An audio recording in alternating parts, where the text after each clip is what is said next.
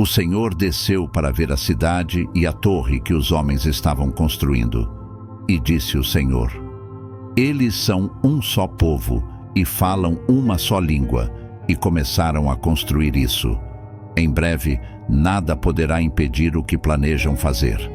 Venham, desçamos e confundamos a língua que falam, para que não entendam mais uns aos outros. Neste vídeo, abordarei um tema que gera muitas discussões bíblicas: a Torre de Babel.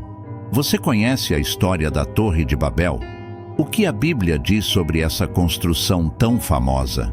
E, mais importante, quais são as evidências de que a Torre de Babel realmente existiu?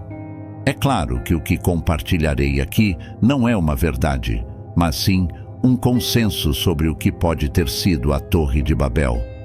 Para quem não sabe, a passagem que menciona essa torre é uma das mais fascinantes do livro de Gênesis. Nela, é descrita uma enorme construção próxima à Babilônia, que surgiu logo após o dilúvio, quando Deus ordenou que a humanidade se espalhasse e povoasse a terra.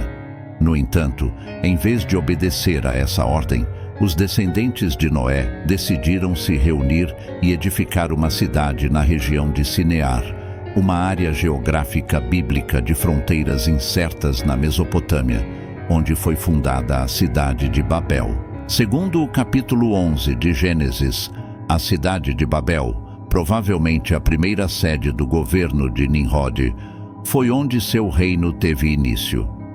Junto com a construção da cidade, também foi erguida uma torre para fortificá-la. No entanto, havia um problema. Tanto a construção da torre quanto da cidade contrariavam a vontade de Deus. A edificação da Torre de Babel simbolizava a recusa em obedecer à ordem divina de espalhar-se e povoar a terra, além de demonstrar a soberba daquela civilização que desejava estar mais próxima dos céus e eternizar seus nomes. Embora Gênesis não especifique se a torre tinha o propósito de proteger as pessoas de outro dilúvio, a imponência da estrutura e o fato de estar localizada em uma área sem pedras, onde as construções eram feitas com tijolos secos ao sol, indicam que essa civilização tentava se prevenir de futuras catástrofes naturais. A torre possuía o mesmo modelo dos zigurates mesopotâmicos, estruturas retangulares construídas em níveis, acessadas por rampas e escadas. Apesar de pouco se saber sobre o processo de construção da Torre de Babel, o mais importante é a mensagem transmitida nos textos bíblicos. Tanto a cidade quanto a torre eram provas da ambição e da desobediência às ordens de Deus. A história retrata o juízo divino sobre aquele povo, que culminou na confusão das línguas e na dispersão da humanidade pelo mundo, resultando no surgimento de diversas culturas e idiomas. Agora, quanto à ciência, o que ela diz sobre essa história? Existem provas concretas de que a Torre de Babel realmente existiu? Vamos aos fatos. Uma das primeiras torres da história da humanidade foi construída na Idade da Pedra Polida, entre 9.000 e 4.500 a.C., em Jericó, na Palestina. Descoberta em 1952, essa torre de 8,5 metros de altura teria sido erguida para proteger contra invasões e servir como observatório de astros e estrelas. Alguns arqueólogos acreditam que a torre poderia ter sido usada para prever catástrofes naturais, como inundações.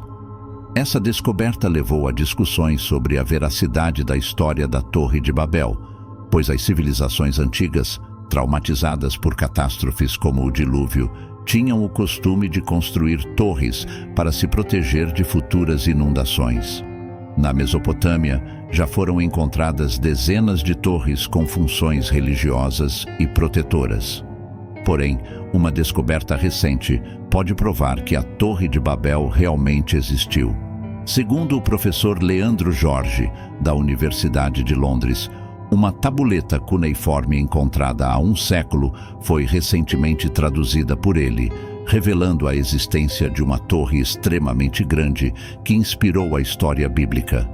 A imagem na tabuleta mostra um zigurate de 7 andares e 91 metros de altura, ao lado de um rei com um chapéu em forma de cone, segurando uma lança.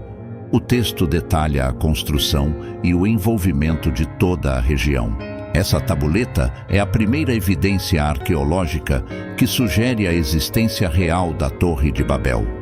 Além disso, o professor Jorge acredita que a história da confusão dos idiomas possa ter surgido do fato de que diferentes grupos, falando diversas línguas, participaram da construção da torre.